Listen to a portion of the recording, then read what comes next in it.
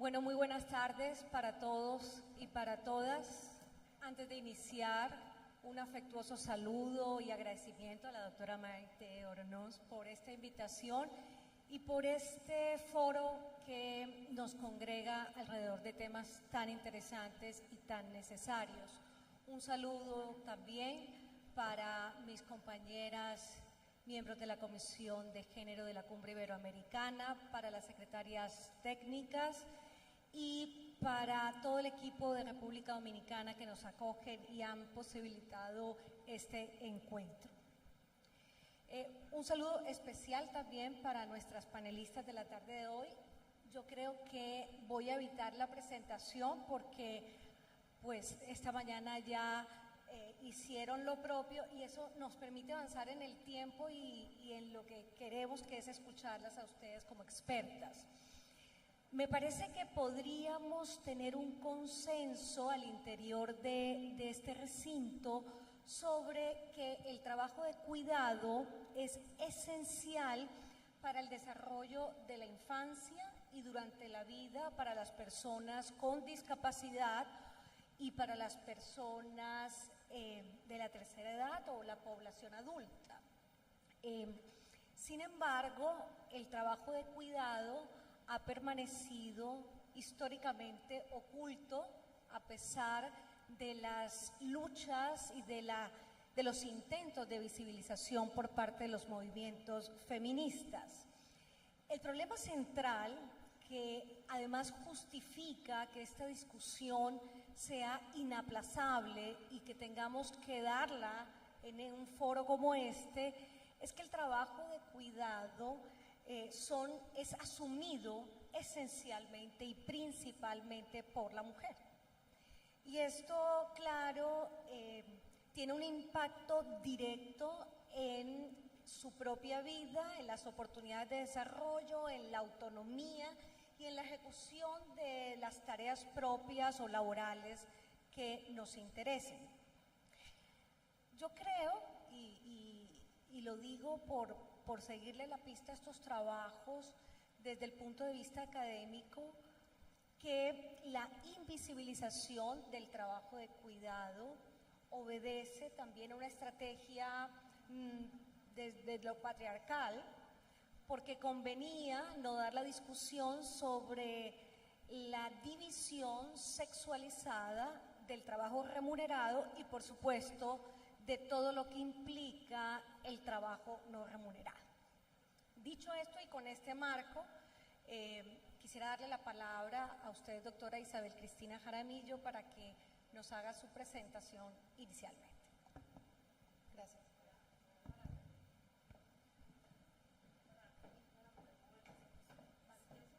Creo que este micrófono funciona así.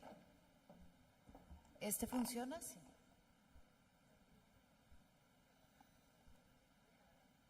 Ah, ya sé. El orden en la presentación aquí. Voy a pasar rápidamente la tuya, Julissa. Ya, gracias. Bueno, muy buenas tardes y de nuevo. Lo que quiero hacer en esta presentación, yo creo que un poco corta para que también tengamos más espacio a la reflexión, es plantear algunos elementos de lo que uno podría llamar el giro conceptual del cuidado, porque creo que a los abogados nos llegó como este concepto como una cosa muy novedosa, pero en realidad cuando vamos a ver de qué nos están hablando parece que pues tiene una historia mucho más larga, ¿no? Como que ya, bueno, vamos a ver si ustedes están de acuerdo conmigo. Entonces quisiera empezar por eso, por mostrar cuál es la definición de cuidado y cómo el cuidado ha estado presente en los conflictos que el derecho ha venido resolviendo durante siglos, pero después también hablar del derecho al cuidado y lo que yo pienso que ha sido como el impacto de adoptar esta categoría en ciertas decisiones judiciales, cuáles son algunas oportunidades, pero también cuáles son unos retos que nos pone la categoría del cuidado. Entonces, el cuidado, definido por una de las autoras más citadas en América Latina en esta definición, que es la profesora Joan Tronto, está definido como una actividad, o más bien, se llama cuidado toda actividad que está orientada a mantener, reparar y contener el mundo para que se pueda vivir en él de la mejor manera. Es un concepto que ha tenido mucha importancia, diría yo, en particular en la economía y en la política pública, ¿no?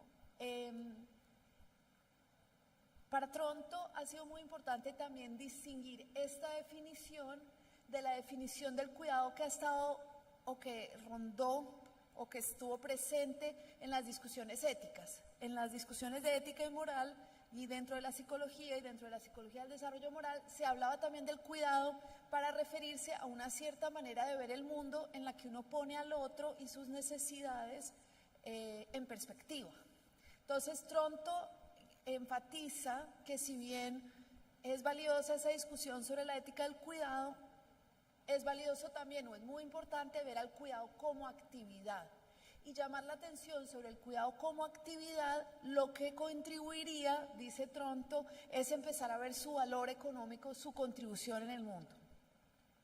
Ahora, este problema de mantener y reparar el mundo, pues es un problema que está dentro del derecho, y yo aquí por lo menos puse dos ejemplos o dos campos donde ha estado más presente: en el derecho de familia, en instituciones como las de los alimentos o las guardas, en donde nos hacemos la pregunta de quién debe pagar por el sostenimiento de, quién debe atender las necesidades de esta otra persona, pero incluso en materia de la sociedad conyugal o la sociedad de gananciales y en el divorcio están presentes estas discusiones que hoy en día llamaríamos de cuidado, pero que siempre, digamos, hemos lidiado con ellas. En el derecho laboral también, digamos, ha habido muchas discusiones relacionadas con esto que hoy llamamos cuidado, como las del régimen especial del servicio doméstico o las licencias e incapacidades o la protección de la maternidad. Ahora, cuando empieza, digamos, la conversación sobre el derecho del cuidado, que en América Latina se sitúa de manera muy precisa entre el 2000, en el 2008, a lo que la importancia o el interés que se le va a poner a hablar del derecho al cuidado va a estar relacionada con, como decía la magistrada Zúñiga, con un cuestionamiento sobre la división sexual del trabajo y las consecuencias que esa división sexual del trabajo ha traído para las mujeres. En particular, la naturalización del rol de la mujer en la familia, el empobrecimiento en tiempo y en recursos de las mujeres y la mala remuneración del cuidado. Y yo agregaría uno también importante que es una parte significativa de esta discusión, pero que no la estamos visibilizando tanto últimamente, y es el problema de los malos cuidados. Es decir, que no siempre las personas que cuidan son las más capacitadas o las que... sí, no son las más capacitadas para proveer esos cuidados. Y entonces, que también como sociedad tenemos una pregunta sobre quiénes deberían cuidar y cómo deberían cuidar. O sea, cuando traemos el lente sobre esos trabajos como trabajos que tienen un valor económico, también podemos permitirnos preguntar si además del amor, el cariño que pueda estarse transmitiendo, se están satisfaciendo de la mejor manera las necesidades de la persona de la que estamos hablando. Y en ese sentido también me parece que vale la pena traer sobre la mesa cómo esta forma particular de división del trabajo es resultado del movimiento higienista del siglo XIX y siglo XX, en el que pues la idea de poner a las mujeres al frente de los trabajos de cuidado era para reducir la mortalidad de niños y niñas. Y fue muy importante, y los logros, las grandes transformaciones que se obtuvieron en términos de mortalidad infantil al poner a las mujeres a cargo de los niños y las niñas, pues contribuyeron a esta naturalización del rol de las mujeres en la familia y sobre todo en el cuidado de los niños y los ancianos. Pero me parece que lo que el derecho al cuidado ha traído sobre la mesa también es volvernos a hacer las preguntas sobre los mejores cuidados y los mejores cuidadores. Y entonces, en el ámbito latinoamericano, porque es aquí donde de una manera muy importante se ha defendido la idea de un derecho al cuidado, no es en todas las jurisdicciones, digamos, globalmente, no todos los países han decidido enfocarse en el derecho, pero los latinoamericanos sí, tenemos una tradición muy fuerte de derechos humanos, hemos puesto en el corazón del debate del cuidado la idea del derecho al cuidado. Y la profesora Pautasi, entonces, ya en su colaboración con la CEPAL desde el 2008, pero también más recientemente, ha publicado sobre el derecho al cuidado como un derecho a cuidar, a ser cuidado y al autocuidado. Y en particular, entonces, ha mostrado cómo el derecho al cuidado impone unas abstenciones del Estado, pero también impone unas obligaciones positivas.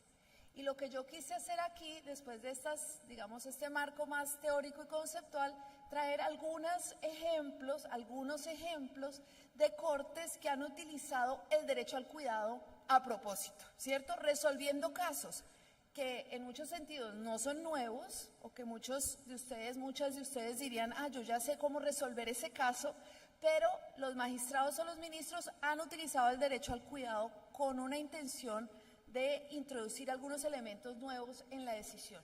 Entonces, este amparo directo resuelto por el ministro Arturo Saldívar, en el que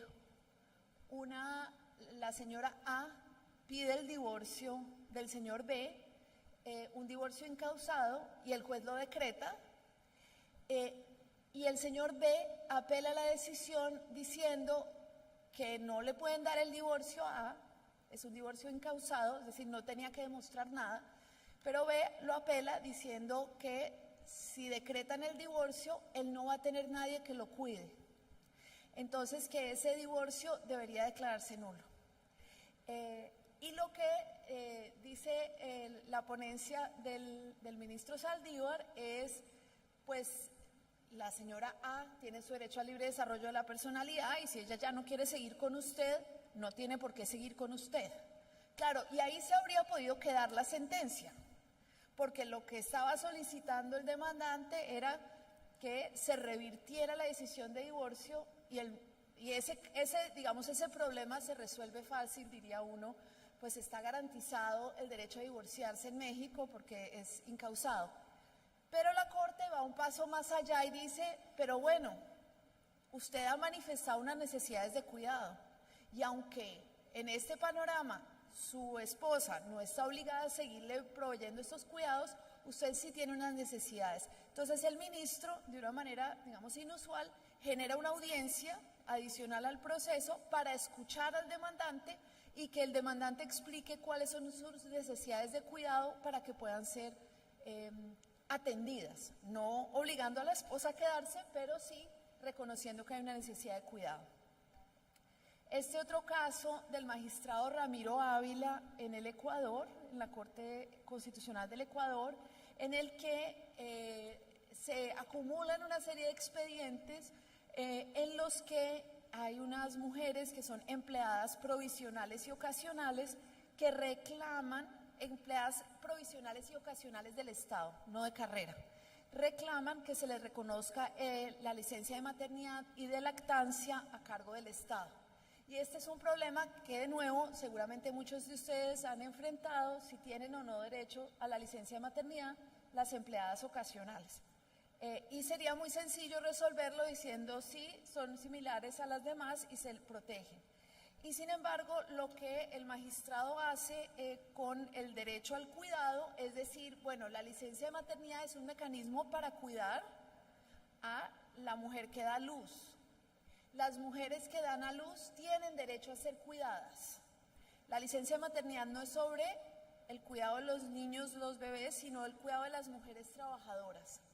Y a la luz de esa idea, también preguntarse cuál es la mejor manera, una vez cuidamos a las mujeres trabajadoras, cómo también se pueden cuidar a los niños y niñas, teniendo en cuenta que esa obligación es social y no de las mujeres. Y entonces, si la obligación es social y no de las mujeres, ¿cómo se puede redistribuir esa carga de cuidado? Y por eso genera una orden para el Estado del Ecuador de que empiece a ampliar la licencia de paternidad para involucrar a los hombres como padres en el cuidado de los niños y las niñas. Después de reconocer también que la maternidad es una de las razones por las que las mujeres son expulsadas del trabajo, le da una serie de órdenes al Estado ecuatoriano para que garantice la retención laboral de las mujeres que dan a luz. Y finalmente quería traer esta sentencia colombiana de la magistrada Natalia Ángel Cabo, su caso de una solicitud de un padre que cuida a su hijo discapacitado, y esa solicitud es rechazada por la agencia estatal diciendo que como él es hombre y tiene una esposa que no trabaja, entonces no puede solicitar el reconocimiento de los cuidados que le da a su hijo discapacitado. Finalmente, pues la evidencia muestra todo lo contrario, pero me parece que lo más interesante es decir que se debe superar el estereotipo de la mujer cuidadora para pasar a reconocer también a los hombres cuidadores y en particular pues esta necesidad de una pensión especial. Dos conclusiones, porque ya pasé el tiempo de pronto que esperaba. Lo primero, en estas sentencias, que no quiero decir que sean las únicas, tal vez las más importantes, probablemente muchos de ustedes tengan cosas interesantes que me encantaría que me mostraran o que me mandaran sobre el uso del derecho al cuidado, pero me parece que una cosa importante que muestran estas pocas sentencias, primero, el derecho al cuidado nos ha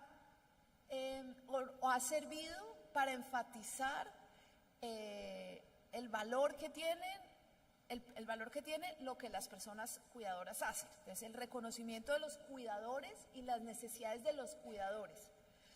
Parece que nuestro ordenamiento jurídico por mucho tiempo le ha puesto mucho el foco a quienes necesitan los cuidados y no tanto el foco a quienes están dando esos cuidados. Entonces, esa es una de las cosas para las que los jueces nos han mostrado que nos puede servir el derecho al cuidado. También, claro, reconocer las necesidades del cuidado y finalmente tomar medidas para redistribuir el cuidado, que es, digamos, uno de nuestros objetivos en relación con el cuidado, que es redistribuirlo entre hombres y mujeres, redistribuirlo entre la sociedad, la familia y el Estado, en fin. ¿Qué limitaciones parecería que podríamos enfrentar en este proyecto del derecho al cuidado? Y me parece clave ponerlas sobre la mesa para también poderlas discutir. Primero, en las constituciones latinoamericanas, casi en todas, la familia aparece como la principal cuidadora, es decir, las cláusulas dicen, velarán por esos derechos, no sé, de las personas con discapacidad, de los niños, niñas y adolescentes, en fin, la familia, la sociedad y el Estado. Y al poner a la familia en primer lugar, terminamos las mujeres realmente asumiendo esos cuidados. Entonces ahí hay como una barrera.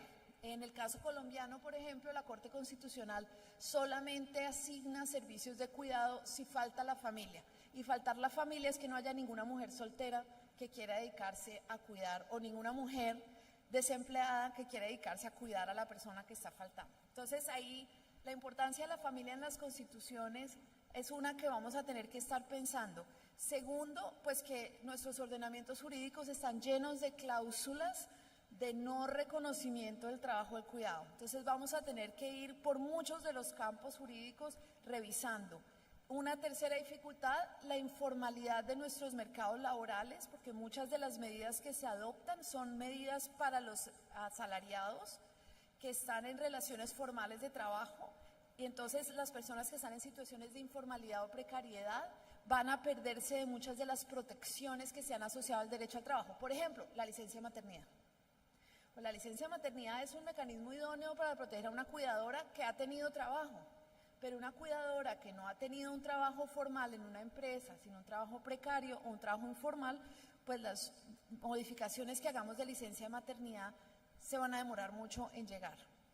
Y pues menciono acá por último la crisis del sistema educativo, eso merece mayor explicación, pero pues será para otra ocasión. Muchas gracias.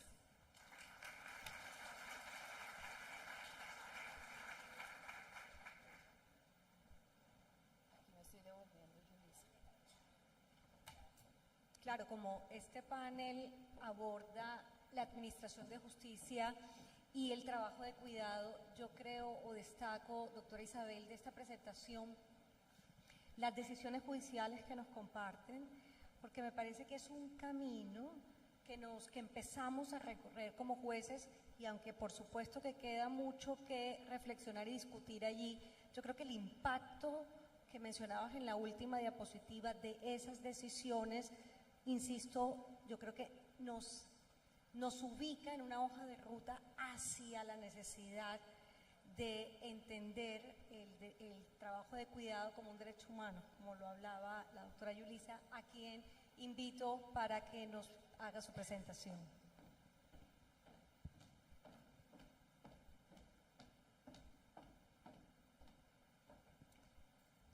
Bueno, muy buenas tardes. Un gusto volver a estar aquí, en esta parte. Y también inicio con, un placer compartir con la magistrada, con Isabel Cristina, y un agradecimiento nuevamente, pero muy, muy grande a el equipo que organiza este evento, no solamente por el cuidado, sino por la paciencia, porque les he cambiado la presentación y, sin embargo, ahí están. En esta parte, yo estuve pensando, más allá de la presentación inicial, comentarles un poco lo que significa el tema del cuidado vinculado a la justicia, pero vinculado también a las violaciones de derechos humanos, es decir, el rol que han tenido las mujeres en la búsqueda de la verdad, la justicia y la reparación.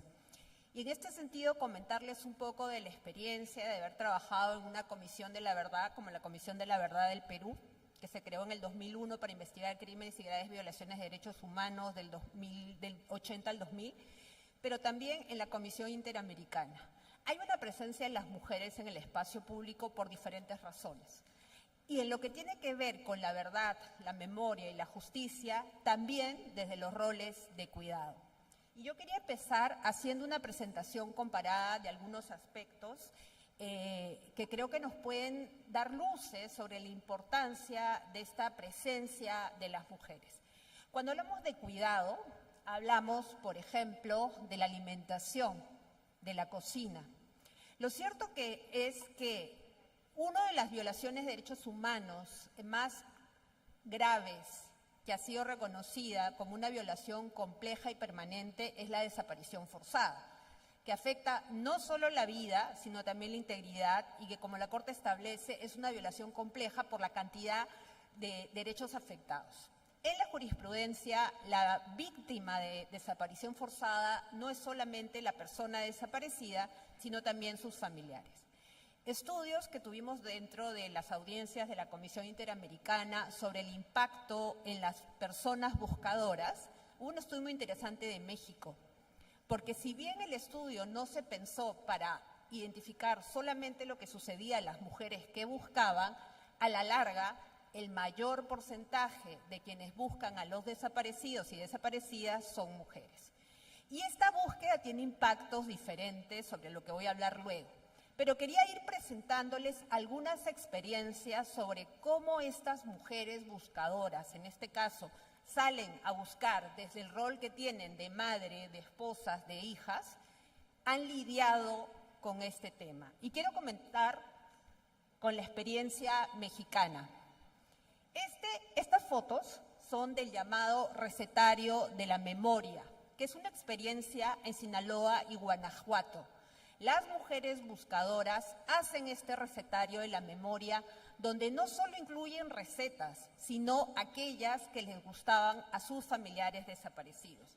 Aquí dice que la cocina sea pretexto para hablar de lo indecible, para hacer presentes a los que se llevaron, para tejer acciones contra la ausencia. Entonces, cada una de las páginas de este recetario tiene la foto del plato y la foto y el nombre de la persona desaparecida. Y entonces cada mujer buscadora va narrando en función de la cocina. A Adán le encantaban las quesadillas de flor de calabaza. Comerlas iba más allá del deleite del sabor delicado, casi imperceptible de la flor, combinado con esa amargura del epazote y lo crujiente de la masa dorada al comal. El sabor era solo una parte del festín. Fíjense lo que les decía. No es solamente el plato, sino el nombre de la persona desaparecida, las pisadillas para Roberto.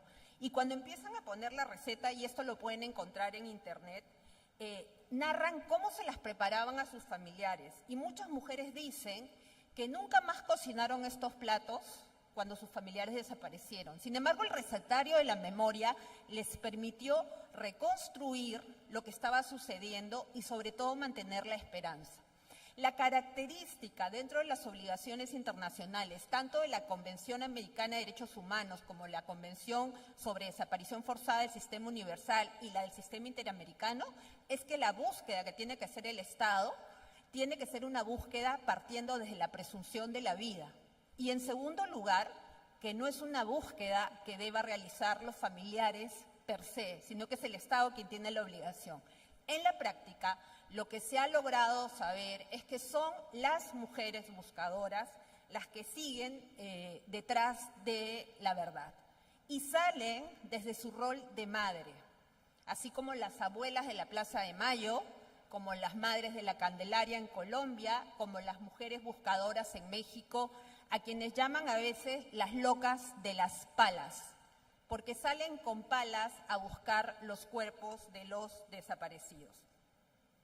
Y quiero también presentarles, además de esta experiencia, la experiencia del caso del Perú. En el Perú, que se vivió un conflicto armado del 80 al 2000, hubo gran número de desaparecidos y también de masacres y ejecuciones extrajudiciales. El conflicto inició en Ayacucho, y en Ayacucho están las madres de ANFACEP, que es la Asociación de Familiares Desaparecidos. Y una de las líderes era Mamá Angélica. En julio de 1983, las fuerzas del orden entraron a su casa y se llevaron a su hijo Arquímedes, que está ahí en la foto. Se la llevaron al cuartel Los Cabitos.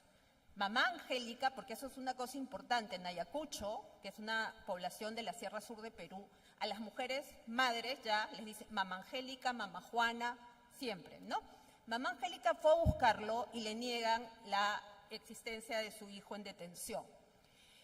Y con ellas, varias mujeres se encontraban afuera del cuartel, tratando de encontrar y esperar a sus hijos o familiares desaparecidos. Una de las personas que logra escapar de Cabitos lleva esa carta escrita a mano por Arquímedes. Y en esa carta le dice: mamá, por favor conseguir abogado y hacer los modos posibles de que me pasen al juzgado. Y aquí vuelvo con la importancia del Poder Judicial.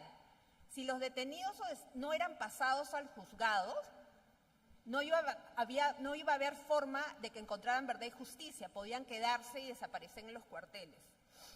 Porque mi situación está un poco complicada. Yo me encuentro bien, no se preocupen, pero de todas maneras insistan diario al cuartel para que me pasen al juzgado o hablar con alguien y conseguir dinero. Chao, Arquímedes.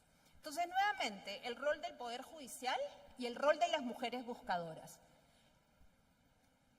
Lo que hace Mamá Angélica es formar esta organización con otras mujeres, madres y esposas y hermanas de desaparecidos. Este es ANFACEP. Y nuevamente el rol de cuidado, porque ellas salen desde su rol de madre. Y en la situación del conflicto en Ayacucho, donde muchos niños y niñas huérfanos quedaron así, sin nadie, en esta organización se formó un comedor infantil, donde se acogían a estos niños y niñas. Es nuevamente el rol de cuidado. En el año 2002 se dieron las audiencias de la Comisión de la Verdad y Reconciliación, y ahí fue Mamá Angélica. Recuerden que los hechos de desaparición fueron del 83. Ella va en el 2002, y lo que tiene en las manos es este pedazo de papel de la carta de Arquímedes. La sentencia del juicio de Cabitos se dio en agosto del 2017 y debido a la pericia grafológica y a todo el análisis de contexto, se logró probar que Arquímedes había sido detenido y desaparecido en el cuartel Los Cabitos. Nunca más apareció, pero el 28 de agosto, 11 días después de la sentencia, y el 28 de agosto además es el aniversario del informe de la Comisión de la Verdad y Reconciliación del Perú, el 28 de agosto, Mamá Angélica murió. Parecía, porque no ha sido el único caso, que estaba simplemente esperando saber lo que había pasado con su hija. Ella está fuera del juzgado. Tenemos entonces las mujeres que a través de la cocina, del cuidado, mantienen la memoria y la esperanza. Tenemos las mujeres que salen a buscar desde el rol de madre y tenemos más. Ella es Nidia Erika Bautista, colombiana, detenida, violada y desaparecida en agosto del 87. Su cuerpo apareció 13 días después y pese a que los autores confesaron el crimen, no hay justicia. Janet Bautista es su hermana y sigue buscando justicia por el caso de Erika. Ella crea una fundación con su nombre desde el exilio y es promotora de la ley de mujeres buscadoras que se aprobó en Colombia. ¿Por qué es la necesidad de una ley de personas y mujeres buscadoras con énfasis en las mujeres? Porque todo eso que hemos visto en la mañana y que venimos viendo, cómo las mujeres se dedican a cuidar, cuando las mujeres se dedican a buscar a las personas desaparecidas, no se pueden dedicar a nada más. Sus testimonios nos cuentan que si siguen buscando, descuidan al resto de la familia. Y si descuidan la búsqueda para seguir con su familia, reciben el estigma de malas madres que no buscan. Son innumerables los casos en los que ellas, al momento de seguir buscando, han sufrido violencia sexual que ha sido totalmente invisibilizada. En México, por ejemplo, en este diagnóstico que les comento, se encontró el impacto de la angustia, de la desesperación, no solo en la salud mental, sino en la salud física. Cáncer, pérdida de cabello, pérdida de los dientes por el bruxismo, enfermedades como la psoriasis, todo eso es lo que las mujeres buscadoras siguen sufriendo.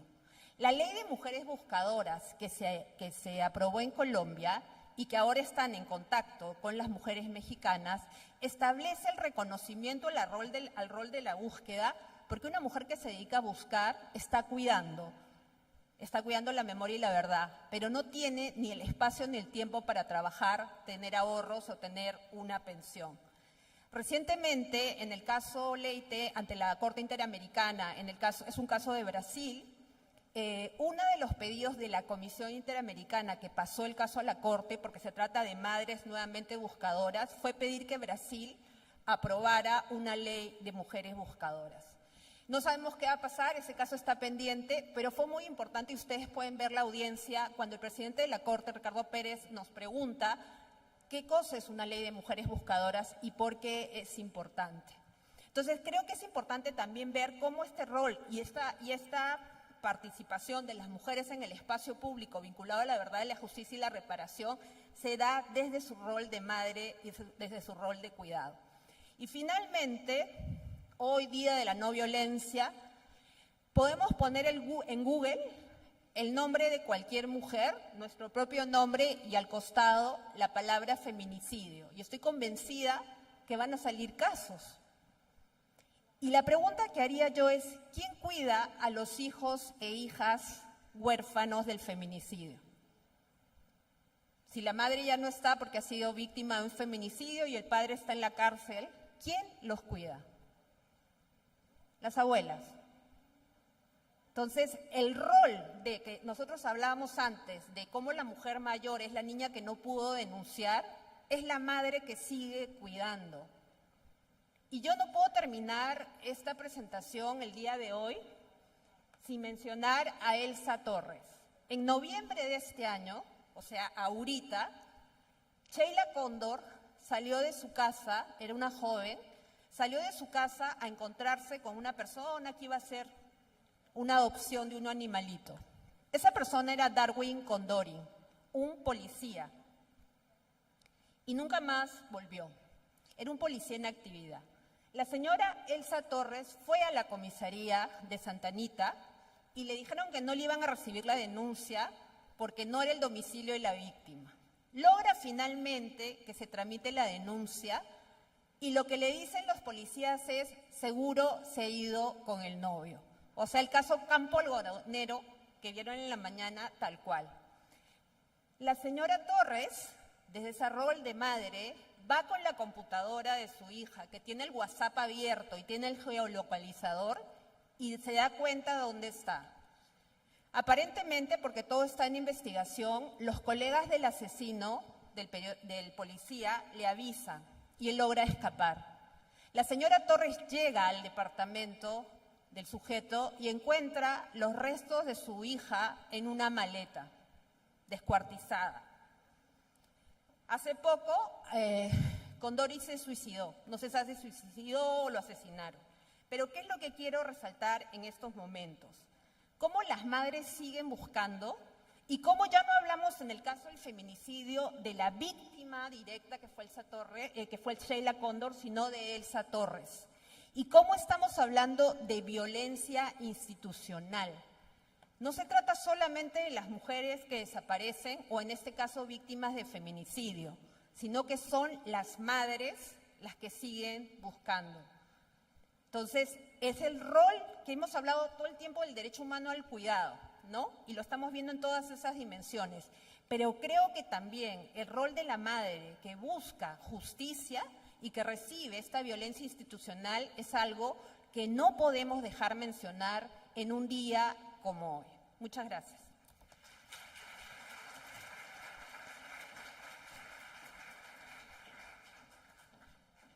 Gracias, doctora Yulisa. Su conferencia nos muestra otra perspectiva desde donde ver el trabajo de cuidado. Yo personalmente no lo había visto desde esta óptica. Y para redistribuir también aquí, le voy a proponer comenzar con usted esta conversación. Esta mañana, en la conferencia inaugural, usted nos hablaba sobre el informe, ¿verdad?, de la Corte Interamericana de Derechos Humanos y trajo a colación el caso Telles versus Costa Rica, que además ha sido señalado como un aporte valioso en la construcción del derecho autónomo al cuidado.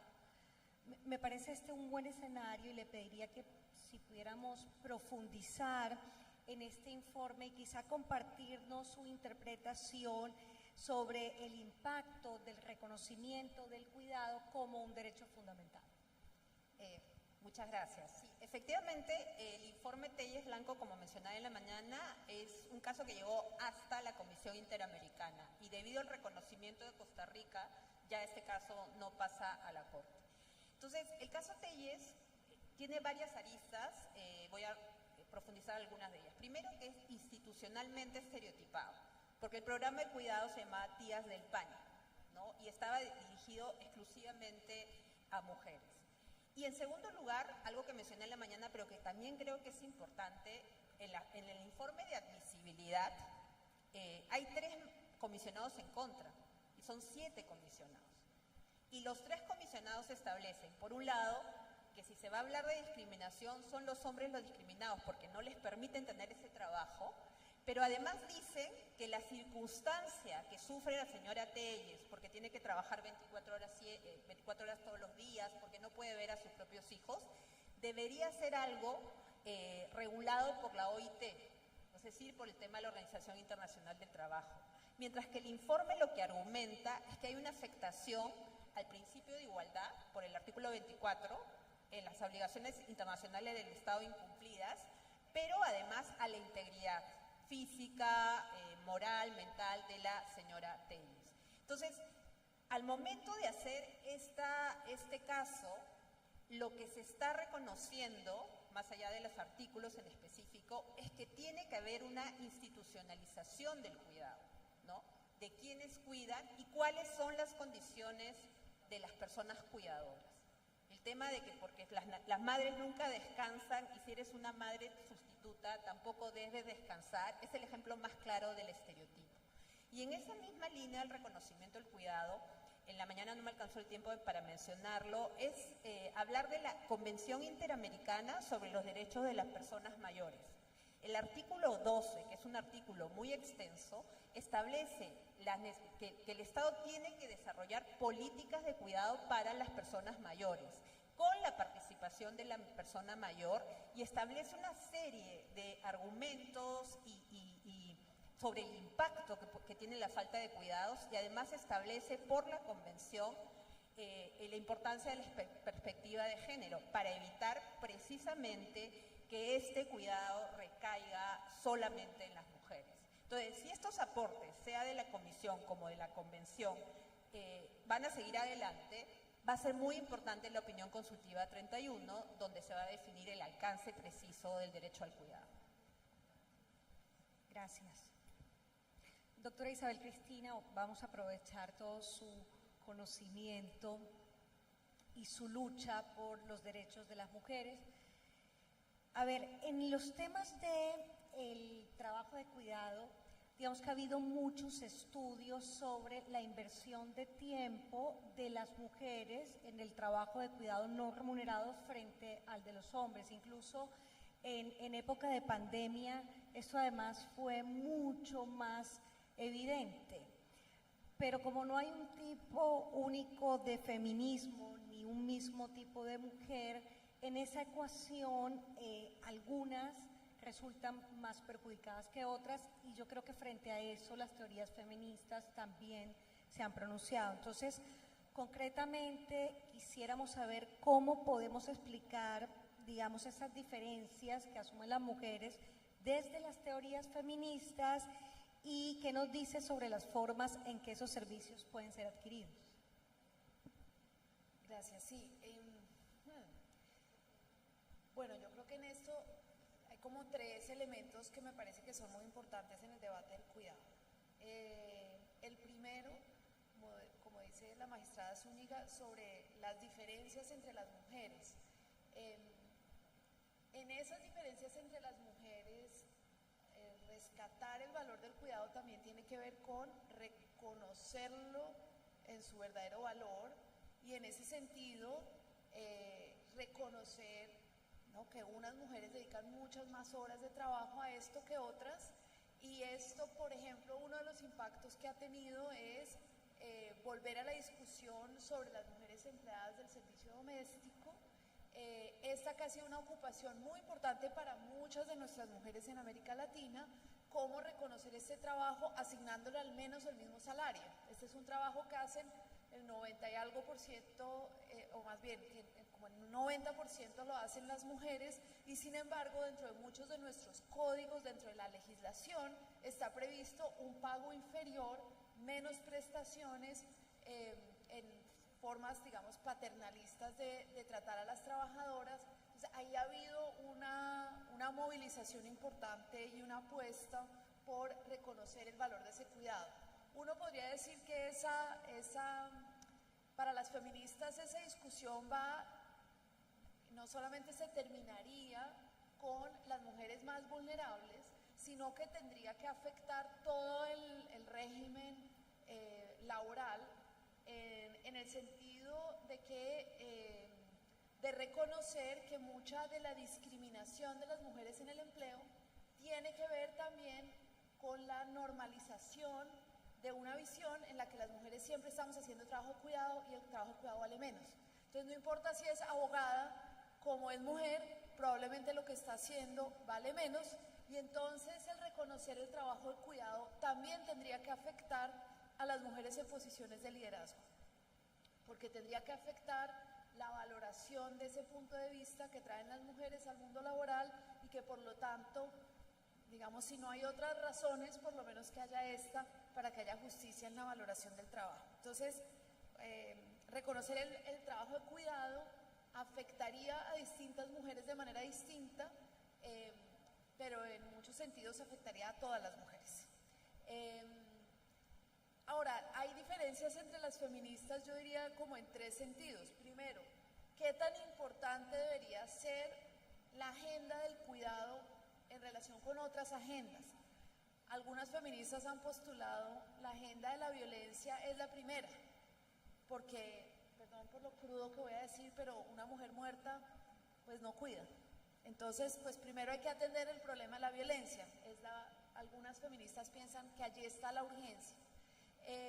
Otras feministas piensan que hay más urgencia con la no discriminación, que si las mujeres pudieran acceder en igualdad de condiciones a los mercados laborales, pues no estarían dedicadas al trabajo de cuidado tantas horas, porque de hecho muchas de las mujeres que están dedicadas al trabajo de cuidado son mujeres que no están ocupadas, o sea, que nunca han buscado acceso al mercado laboral, o que han estado expulsadas del mercado laboral, ¿no?, porque el mercado laboral no les ha permitido conciliar su vida laboral y familiar. Entonces ahí hay unas segundas feministas que dirían, primero trabajemos en la discriminación en la esfera pública, y de esa manera las mujeres van a salir de los hogares y buscar. Y para estas mujeres, por ejemplo, la tercera R del cuidado, que es la de reducir el trabajo de cuidado. Es decir, no es solamente reconocerlo y redistribuirlo, que es lo más importante, que estamos haciendo énfasis en el derecho al cuidado, sino que para muchas feministas reducirlo, es decir, que haya menos trabajo que las mujeres tengamos que hacer, para que socialmente sea más factible tenerlo. Por ejemplo, si hay menos desapariciones forzadas, menos mujeres dedicando su vida, ¿no? Entonces hay que reducir el trabajo de cuidado como una tarea urgente. Entonces estas son diferencias, digamos una diferencia en la prioridad. Segunda diferencia que pueden tener las feministas, en el lugar que el cuidado debería tener en la vida de las mujeres. Para algunas feministas las mujeres seguimos definiéndonos por nuestro papel en el cuidado de la vida y por lo tanto deberíamos sobre todo reconocer y no tanto redistribuir ni reducir, ¿no? Las mujeres deberíamos seguir ocupando estos espacios y contribuyendo al mundo con nuestra perspectiva. Entonces yo diría que esa es una segunda diferencia entre las feministas, porque otras quieren enfatizar otras de las sedes. Y dije que eran 3, pero yo creo que ya con esas 2 está bien y ya la tercera también se me olvidó.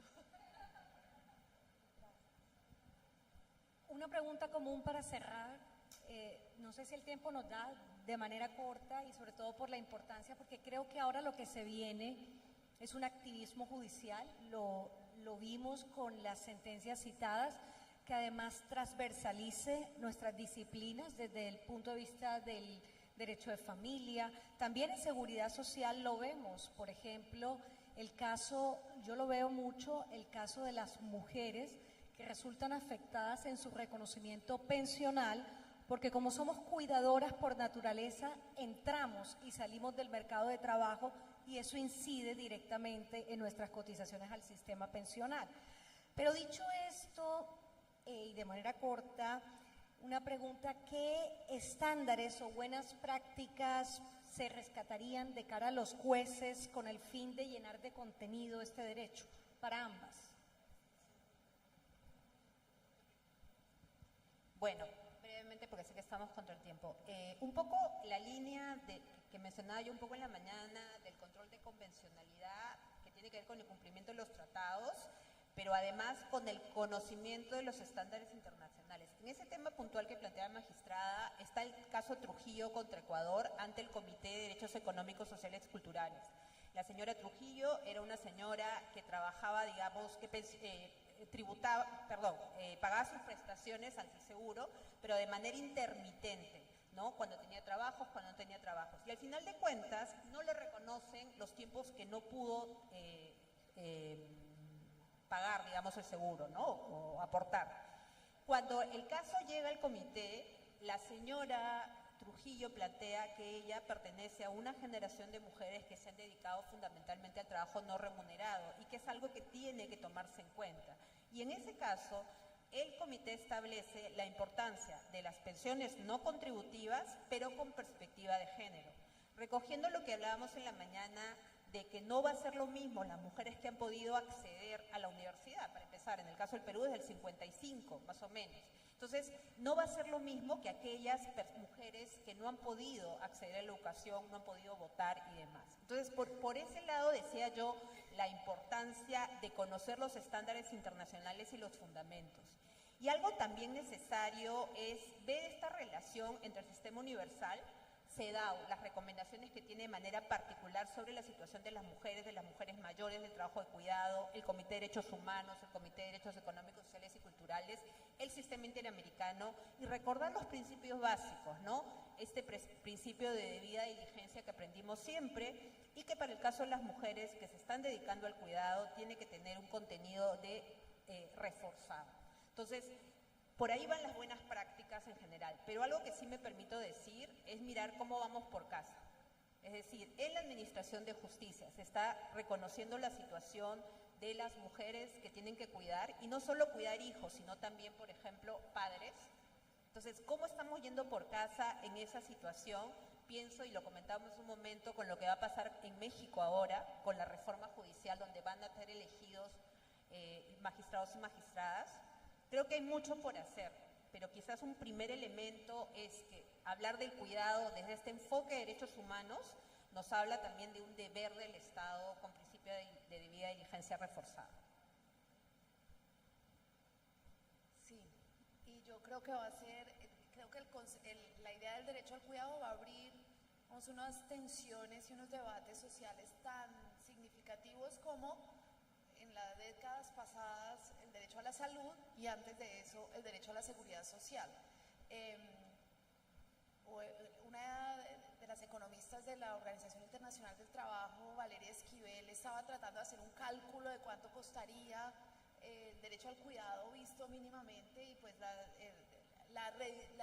reasignación presupuestal que se tendría que hacer en América Latina sería realmente muy significativo, ¿no? Habría que mover muchos recursos hacia, y ya vemos, dado que los estados no lo están haciendo, van a ser los jueces los que van a estar en la primera línea pidiendo estas reasignaciones hasta que estructuralmente haya respuestas. Yo diría que digamos, si uno tuviera que pensar en no creo que sea nada que vaya a proteger a los jueces de entrar en esta tensión con la rama ejecutiva, porque los jueces siempre han respondido más rápido a los derechos humanos que otros actores en el Estado. Pero creo que si uno tuviera que pensar en buenas prácticas, yo pensaría en tener siempre presentes las 3 R's.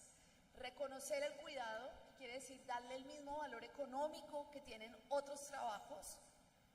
Luchar por la no discriminación de las mujeres en sus espacios laborales, pensar cómo el cuidado es responsable de esa discriminación.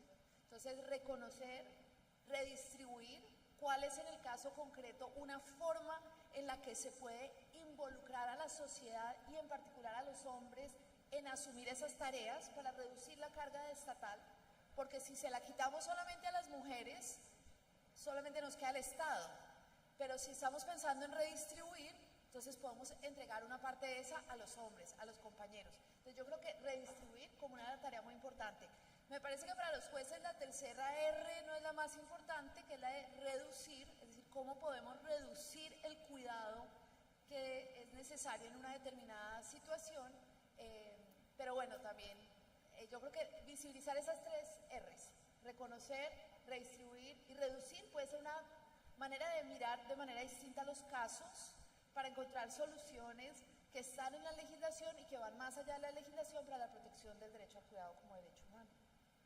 Sí, entonces podríamos concluir diciendo que ya el trabajo de cuidado no puede verse como una conquista a alcanzar, sino como un deber social, y aplicando las 3 R. Muchísimas gracias. Muchísimas gracias. Con ese aplauso despedimos a las magistradas Marjorie Zúñiga, las doctoras Isabel Jaramillo y Yulisa Mantilla. Gracias por este interesante panel titulado Administración de la Justicia y el Derecho al Cuidado.